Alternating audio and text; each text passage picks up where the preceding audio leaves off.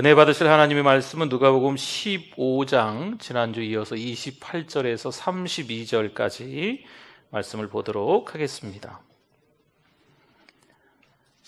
하나님의 말씀 누가복음 15장 28절에서 32절 말씀까지 봅니다. 제가 28절 먼저 읽겠습니다. 그가 노하여 들어가고자 하지 아니하거늘 아버지가 나와서 권한대 내가 여러 해 아버지를 섬겨 명을 어김이 없거늘 내게는 염소 새끼라도 주어 나와 내 벗으로 즐기게 하신 일이 없더니 아버지의 살림을 창녀들과 함께 삼켜버린 이 아들이 돌아오매 이를 위하여 살찐 송아지를 잡으셨나이다. 아버지가 이르되 예 너는 항상 나와 함께 있으니 내 것이 다 내 것이로되. 같이 읽습니다. 이 내 동생은 죽었다가 살아났으며 내가 잃었다가 얻었기로 우리가 즐거워하고 기뻐하는 것이 마땅하다 하니라. 아멘. 둘째 아들이 허랑방탕하다가 아버지께 돌아왔지요. 우리 지난주 말씀을 떠올려 보시면 이 아버지가 동네 사람들을 모두 불러 모아서 좀 이렇게 거하게 잔치를 벌이는 거죠. 25절 말씀 한번 볼까요? 25절 마다들이 있잖아요. 둘째 아들이었으니까 마다들은 밭에 있다가 돌아와. 마다들은 열심히 일하다가 돌아와 집에 가까이 왔을 때에 소리를 듣습니다. 풍악과 춤추는 소리를 듣고 얼마나 당황스럽고 황당했을까요? 아버지가 아침에 자기 일 나갈 때 얘야 오늘 네가 갔다 오면 풍악 소리가 춤추는 소리가 들릴 거란다 라고 이야기하지도 않았는데 갑자기 열심히 땀 흘려서 일하고 돌아왔는데 이 집이 내 집인가? 맞는데? 우리 집 맞는데? 이게 무슨 소리지? 너무 이 큰아들 입장에서는 맏아들 입장에서는 전혀 예상치 못했던 일이 펼쳐지고 있어서 참 당황하지 않았을까? 그런 생각을 해봅니다. 26절 말씀에 그래서 이 큰아들이 한 종을 불러 이 무슨 일인가 모른대. 아마 종들이 한두 명이 아니겠지요. 그런데 어떤 이 잔칫날 한번 보시면요 열심히 이렇게 일해 주시는 분들이 있잖아요. 다 바빠요. 그렇죠? 다 바빠. 그러니까 종들이 다 바쁘겠죠? 그 바쁜 종들 가운데 한 종을 부르는 거예요. 불러서 뭔 일이야? 자초지종을 물어보는 거죠. 27절입니다. 무슨 일일까요? 같이 한번 읽어봅시다. 대답하되 당신의 동생이 돌아왔음에 당신의 아버지가 건강한 그를 다시 맞아들이게 됨으로 인하여 살찐 송아지를 잡았나이다 하니 아멘. 집 나갔던 동생이 돌아왔다 라는 이야기죠. 집이 싫어서 집을 나갔는데 지발로 지 재산 챙겨가지고 나갔는데 그 아들이 돌아왔다라는 거고 돌아온 그 아들을 아버지가 기쁘게 맞이하며 살찐 송아지를 잡았다라는 이야기를 이 큰아들이 듣게 됩니다. 사실 이 둘째 탕자가요 어려웠었지요. 네, 물론 죄를 졌지요. 잘못했지요. 그럼에도 불구하고 타국에 가서 허랑방탕하게 돈을 다 허비하고 또 하필 그때 흉년이 들고 등등 여러 가지 상황들이 안 좋았었습니다. 근데 우리의 모습이 사실 그렇지 않습니까? 늘 믿음으로 잘 살아보려고 하지만 몸부림치지만 목사인 저로서도 신앙생활을 오래 잘하고 있는 여러분들로서도 죄를 짓는 건 어찌 보면 마찬가지이거든요. 그러나 어려울 때 소망 중에 즐거워하는 거, 어려울 때 아버지를 찾는 거, 이게 우리들 이어야 됨을 믿습니다. 이 탕자도 마찬가지예요. 정말 나쁜 놈이죠. 네, 나쁜 놈 맞습니다. 그러나 죄를 지은 이 아들이지만 아버지를 찾는 거지요. 아버지를 떠올리며 자기의 소망이 분명해진다는 거예요. 그래서 돌아온 거거든요. 여러분이 형이라면 이렇게 돌아온 동생을 어떻게 하시겠습니까?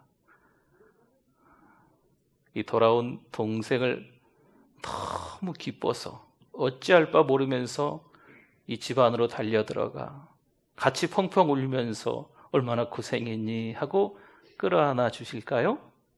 아니면 너 누구냐? 나갔으면 그만이지. 왜 들어와서 집안 시끄럽게 하냐? 집안 망신 다 주고 왜 돌아왔니? 이렇게 하시겠습니까? 보통은 동생에게 달려가 목을 안고 울겠죠? 여러분, 가족 중에 누가 한 분이 멀리 갔다가 돌아오면 아유, 왜 왔을까? 오지 말지. 이러십니까? 보통 집안은 그렇지 않죠. 대답을 해주세요. 네, 멀리 갔다가 이게 돌아오면 너무 반갑잖아요. 그렇죠? 물론 우리 자식이 속색일 때가 있지요. 그럼에도 불구하고 그 자식이 돌아오면요, 너무 반가운 거잖아요. 우리 형도 마찬가지 아니겠어요? 네, 남동생 하나씩은 다 있으시죠? 네, 속색이는 남동생 하나씩 다 있잖아요. 우리 누나들도 있으시고 형님들도 있으실 텐데 속색이는 동생들, 그래도 그 동생이 어디 뭐 사고 치고 들어오면 너무 이게 안타깝고 좀 너무 이렇게 좀 아이고 그냥 뭐 이렇게 좀 끌어안아주고 싶고 뭐 그런 거 있잖아요. 네, 있다고 해주세요. 네. 보통 가정은요, 형제들이 함께 또 이 남매들이 함께, 물론 이제 현실 형제, 현실 남매, 요즘 그런 말들이 있긴 있지만 어쨌든 형제들이 가족이잖아요. 남매 가족이지 않습니까? 그렇기 때문에 이제 안타까운 마음이 있게 마련인 거죠. 근데 오늘 이 말씀의 형은 조금 좀 달랐습니다. 28절 한번 볼까요? 같이 한번 읽어봅시다. 그가 노하여 들어가고자 하지 아니하거늘. 아멘. 거기까지만 봅시다. 그가 어떻게 했어? 형이 화를 냈다는 거죠. 화가 난 거예요. 열받은 거예요. 보통 가정하고는 조금 다른 거지요. 이 형제가 사이가 그렇게 좋지 않았는지 이 동생이 어찌어찌해서 힘들게 어렵게 하다가 아버지를 떠올리면서 아버지 때문에 소망을 가지고 다시 들어왔는데 이 형은 그렇게 별로 썩 반갑지가 않은 겁니다. 뭘 입고 있는지, 뭘 먹고 살았는지 전혀 궁금해하지 않는 거예요. 형은 그저 화를 내고 있습니다. 때로는 우리의 모습일 수 있어요. 이 자기만의 세계에 갇혀 있는 거지요. 나의 세계로 이 동생을 보니까 동생은 틀린 거거든요. 동생은 맞지 않는 겁니다. 여러분, 우물 안에 개구리라는 말 들어보셨지요? 우물 안에 개구리가 있습니다. 개구리는 하늘을 어떻게 생각할까요? 하늘은 동그랗다. 우물 속에서 바라보니까. 또 우물 속에 있는 그 우물물을 개구리는 뭐라고 생각할 수 있을까요? 아, 여기가 바다구나라고 생각할 수도 있다는 거죠. 자기만의 세계에 갇혀 있는 거예요. 중국 속담에 이런 말이 있답니다. 물이 알고 싶으면 물고기에게 묻지 마라. 물이 알고 싶으면 물고기에게 묻지 말라는 거예요. 그 세계에 대해서 알고 싶으면 다른 세계를 경험하라는 거지요. 자기 세계에 갇혀 있는 사람들이 있어요. 자기 세계밖에 없는 거지요. 다른 사람을 전혀 이해하지 못하고 배려하지 못하는 그런 상황이지요. 때로는 우리가 인생을 살면서 이런 일들을 가끔 겪기도 하지 않습니까? 인생을 살면서 또 자녀들에게 살아온 인생의 노하우들을 이렇게 얘기해 주려고 할 때 자녀들이 귀막잖아요. 네. 꼰대라고 하고 잘 들으려고 하지도 않지요. 저도 이제 짧은 목회를 하면서 또 담임 목회를 하면서 또 우리 부목사님들에게 이런저런 이야기를 해줄 때가 있습니다. 저도 좋은 목사님들을 만나가지고 좋은 이야기를 듣고 너무 부족한 목사인데 지금도 부족하지만 조금씩 이렇게 다듬어지는 게 있거든요. 그러니까 저는 배운 게 너무 감사해서 또 우리 목사님들에게도 그 이야기를 해줄 때가 있어요. 그런데 어떤 목사님은요, 정말 잘 들어줍니다.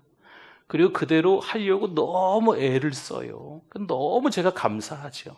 근데 반대인 분도 있어요. 네. 전혀 듣지 않으려고 합니다. 자기 생각이 맞아요. 그리고 담임 목사는 좀 꼰대인 거죠, 꼰대. 네. 우리 친구 목사님들한테 그런 얘기 같이 이렇게 할 때가 있어요. 내가 정말 아끼는 마음으로 이렇게 이야기해 주는데 어떤 분은 잘 듣고 어떤 분은 안 듣더라. 이 친구 목사님들이 한결같이 얘기하는 게 뭐냐면 얘기해 주지 마라. 얘기해 봐야 그냥 목사님을 이상한 사람으로 쳐다보지. 그냥 자기가 고생하고 어려운 시간을 보내야 그때 정신 차리더라. 그때 선교하다가 정신 차리고 목회하다가 정신 차리더라.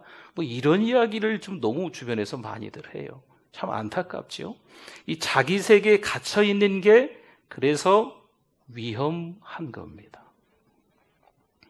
왜 형은 동생을 보고 화를 내고 있을까요? 사실 이 형은 동생에게 화내기 전에 또 다른 중요한 점 하나가 있는데 관심이 없었습니다. 형인데 동생에 대해서 전혀 관심이 없었어요. 동생이 아버지에게 재산을 달라고 집을 나가겠다 소리칠 때 이 둘째 얘를 이렇게 말렸어야 했어요. 아버지 마음을 아프게 하지 않기 위해서 조용히 동생을 불러서 타일러야 했습니다. 이것도 저것도 안 되면 그래도 형이니까 호되게 야단을 쳤어야 했습니다. 그러나 성경을 보면요, 전혀 성경에 그런 흔적이 나와 있지 않습니다. 12절 볼까요? 12절. 그 둘째가 아버지에게 말하되, 둘째가 아버지에게 말하는 거죠. 아버지여, 재산 중에 내게 돌아올 분깃을 내게 주소서 하는지라. 아버지가 그 살림을 어떻게 했어요? 각각 나눠 주었더니, 아무래도 이 형조차도 둘째가 하는 걸 보고 아버지 그럼 나도 주세요, 이렇게 하지 않았을까? 이 성경의 흐름으로 봐서 충분히 그렇게 생각이 들 정도의 내용이에요. 둘째를 말리는 게 아니고 오히려 이 형조차도 내게 돌아올 분깃을 나도 좀 받겠습니다 라고 하지 않았을까 생각이 들어지는 거죠. 14절 말씀입니다. 이제 탕자가 타국에 가는 거예요. 다 없앴습니다. 타국에 가서. 그 나라에 크게 뭐가 들었어요? 흉년이 들었어요. 가뭄이지요. 비가 오지 않는 거예요. 다 어려운 시간이지요. 요즘 우리가 전염병 때문에 어려움 겪는 것처럼 이 흉년이 한번 들기 시작하면 모든 가정, 이 집 저 집 다 어려운 거죠. 잘 사는 집도 어렵고 어려운 집은 더 어렵고 이렇게 어려운 상황에 처해 있는데 동생이 그 나라에 가 있는 것을 알면서도 이 형은 그 나라에 가서 동생의 안부를 물어봤다, 찾아봤다, 동생이 잘 지내나 수소문해봤다, 이런 말씀이 없습니다. 그냥 무관심했습니다.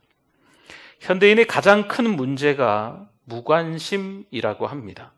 다른 사람에게 관심이 없는 거죠. 윗집에 누가 사는지, 아랫집에 누가 사는지, 옆집에 누가 사는지, 건너집에 누가 사는지. 그래도 예전에는 뭔 일 있으면 좀 떡해서 나눠 드시고 반찬도 조금씩 나눠 드셨는데 지금은 오히려 누군가 놓고 하면 더 무서운 거죠. 문을 한 번 더 걸어 잠그는 거죠. 또 요즘에 문에 그 보는 게 있어요. 이렇게 누가 있나. 네. 서로 가까이 사는 집안들인데도 잘 몰라요. 길거리 가다가 누가 봉변을 당하고 있으면 괜히 이렇게 좀 말려들까 봐 그냥 보고도 못 본 척 지나가는 아주 무서운 세상이 되어버렸습니다. 사실 요즘 교회가 어려워지는 것도 무관심 때문이라는 거죠.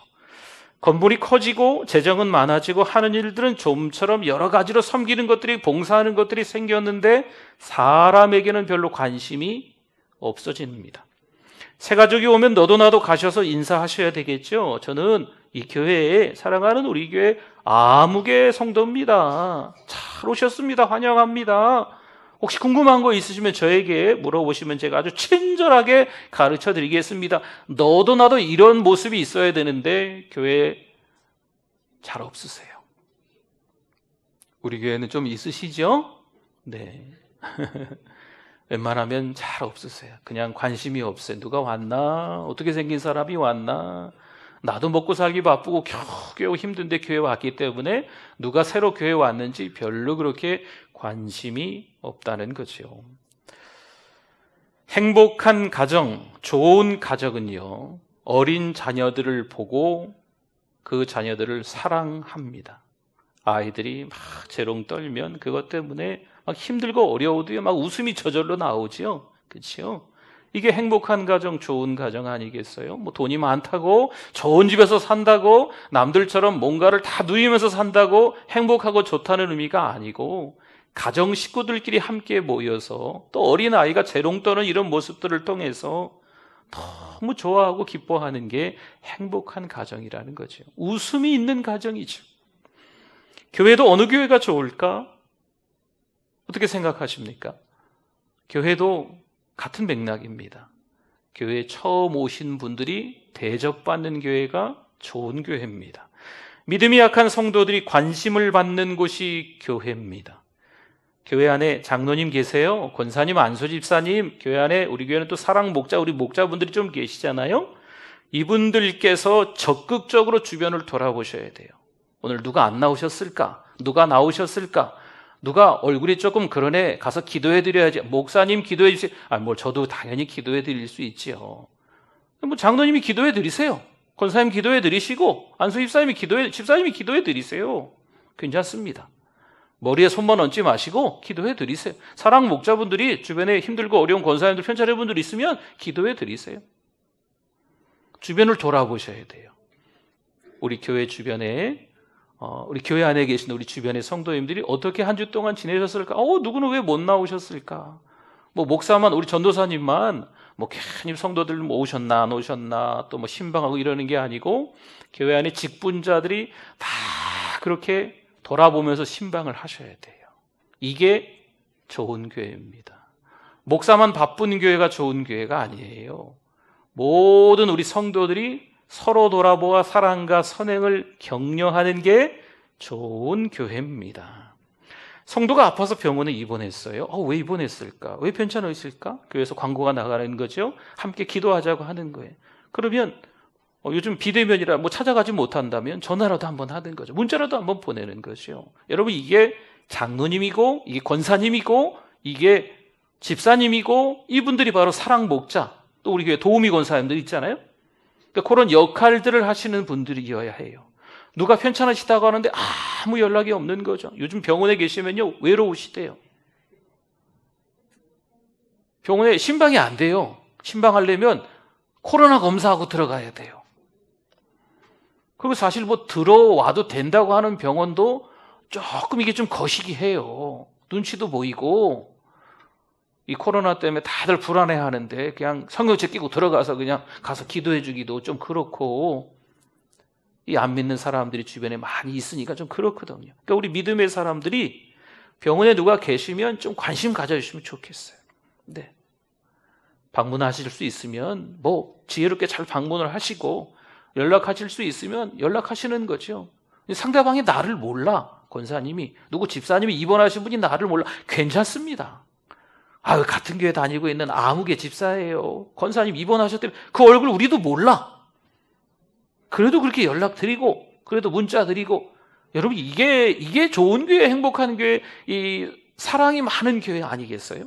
교회 이름은 사랑하는 우리 교회인데 사랑 안 하는 우리들이 돼서야 되겠습니까? 때로는 교회에 장례가 있으면, 최근에도 좀 장례가 있었는데요. 금요일 날 어디더라? 고창을 갔다 오고, 토요일 날 여수를 갔다 왔어요. 네. 근데 우리 성도님들은 별로 그렇게 얘기가 없으시더라고요.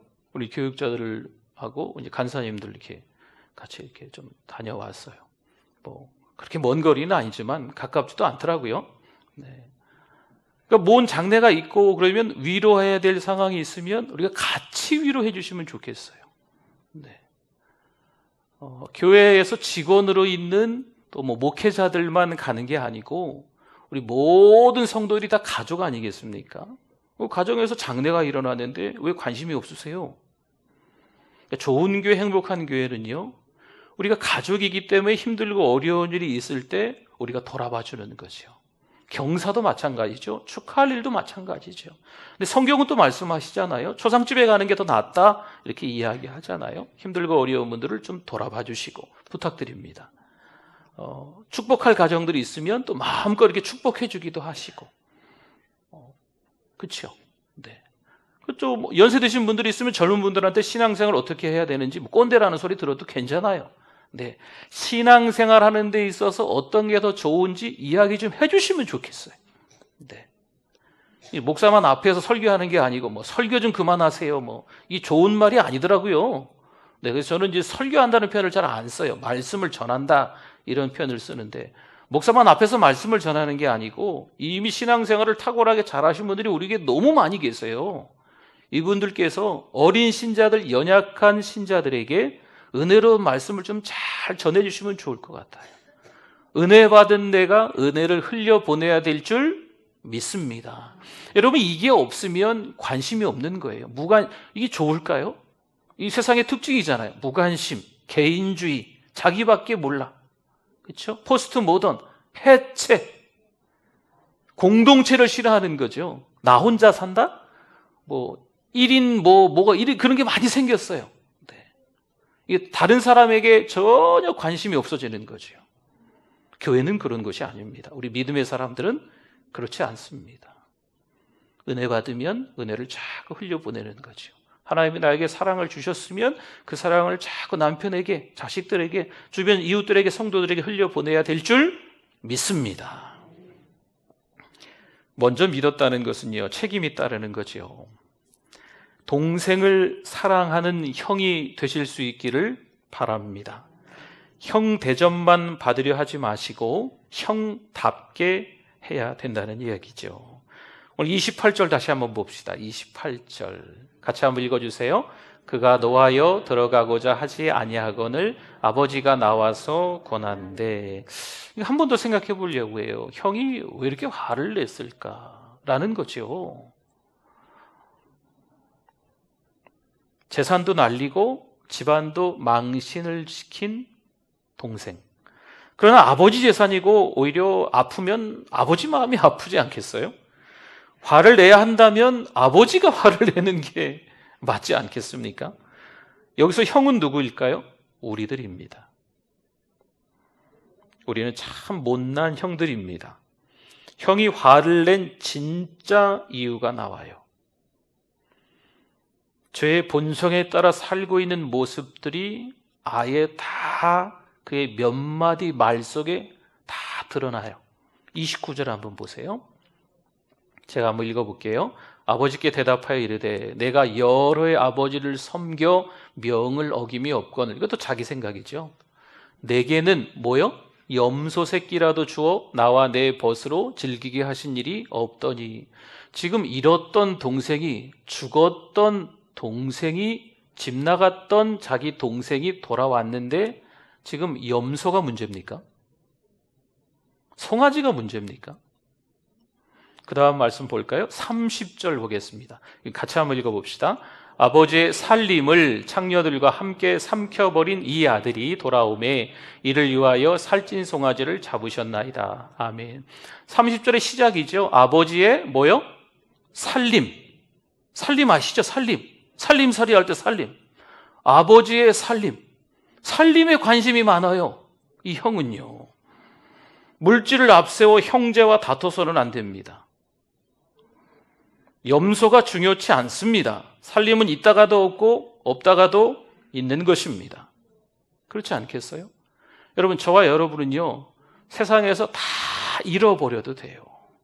지난주인가 뭐 이렇게 교회 우리게 뭐 이렇게 뭐 재판부 관계된 거 이게 뭐 잘못돼 가지고 너무 제가 속이 상했어요. 오전 내내 이렇게 뭐 좀 그렇더라고요. 막 기분이 막 안 좋고 막 속상하고, 또 우리 권사님들도 하나님이 이러시면 됩니까? 뭐 이런 연락 오시고 네. 그런데 이제 하루 이틀이 지나면서 또 이제 몇 분하고 같이 식사하게 됐는데 우리 성도님 한 분이 저에게 정말 가족은 이런 거구나라는 생각이 들더라고요. 저 힘들었거든요. 저 속상했거든요. 사실 잃을 것도 없어요. 저는 지금 잃을 것도 없는데, 근데도 속상한 거죠. 근데 이제 그 성도님께서 같이 차를 마시면서 제 아내랑 옆에 나란히 앉아 있는데 지난 이야기들을 막 하시는 거죠. 예, 이제 제 이야기가 그래서 지금 기분이 그런 게 아니고 이제 그 성도님 이야기 때문에 제가 자세히는 말씀드리고 이제 어려웠던 시간들을 다 이야기해 주시는 거예요. 제가 조금은 알았는데 다는 몰랐거든요. 다 듣는데 너무 이게 마음이 너무 아픈 거예요. 우리 이 성도님도 이런 시간들이 있었는데 세상의 것 모든 거 다 잃었었는데 하나님이 이렇게 이끌어 주셨구나. 아이고, 제가 이제 그 생각이죠. 목사이지만 강단에서 두려워하지 마십시오. 뭐 때로는 삶 속에서 실패하는 일이 있어도 그 현장에서 하나님은 일하십니다. 할렐루야. 제가 이런 설교 한두 번 했습니까? 너무 부끄러운 거예요. 네, 너무 어처구니가 없는 거죠. 하나님 앞에 회개했어요. 야, 그래, 맞아. 세상의 거 다 잃어도 우리는 뭐가 있어요? 천국이 있잖아요. 세상의 거 다 잃어버려도 우리의 기업은 하늘에 있어요. 할렐루야. 그러니 세상의 거 다 잃어버린들 상관은 없어요. 그러니까 하나님이 위로해 주시더라고요. 그러니까 이게 좀 필요해요. 여러분, 목사도요, 앞에서 주여 주여 하면서 막 설교하고 기도하고 하지만 여러분들의 위로가 필요해요.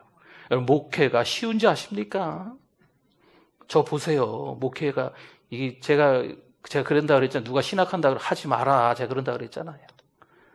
우리 두 분 목사님, 좀 미안한 얘기지만 두 분 목사님한테 제가 야단도 잘 못 쳐요. 근데 잔소리는 많이 하는 스타일이거든요. 이 목회가 호락호락하지 않잖아요. 네. 그러니까 여러분들께서 이 목사도 위로해 주셔야 되는 거죠. 제가 앞에서 막 외치고 막 그런다고 저 늘 멀쩡할 것 같은가요? 그렇지는 않거든요. 네. 강단에서 또 내려가면 또 힘이 없어가지고 어깨 쭉 늘어지고 그냥 방구석에 처박혀서 그냥 멍하니 있을 때도 있고요. 막 그런 때도 있어요. 목사인데도. 그러니까 우리는 가족이니까. 저보다 연세 드신 분들은 형님이고 누나시고, 제가 강단에 있을 때나 목사지요. 그렇지 않겠어요? 네. 그러니까 형님으로서, 누님으로서 또 이 젊은 목사를 위로해 주기도 하고, 때로는 강단에서 목사가 또 성령 충만해서 하나님의 말씀으로 여러분들에게 또 위로의 말씀으로, 축복의 말씀으로 전하기도 하고. 여러분, 이게 가족 아니겠습니까? 가족. 교회는 가족인 줄 믿습니다. 이 서로 사랑하면요, 하나님께서 해결해 주신다는 거죠. 근데 이 교회가 어느새 세상처럼 관심이 없어지고 막 이렇게 돼가지고요, 뭐 서로 사랑하지 않는 거죠. 너무 안타까운 거예요. 말라기 2장 10절 말씀 같이 한번 읽어봅니다. 우리는 한 아버지를 가지지 아니하였느냐? 한 하나님께서 지으신 바가 아니냐? 어찌하여 우리 각 사람이 자기 형제에게 거짓을 행하여 우리 조상들의 언약을 욕되게 하느냐? 아멘. 우리는 아버지가 한 분이에요. 그럼 우리는 뭐예요? 그렇죠. 가족이죠. 형제 자매인 거예요. 형도 계시고 누나도 계시고 남동생도 있고 여동생도 있고 아주 연세가 많으신 큰형도 있고 큰 누나도 있고. 그렇죠.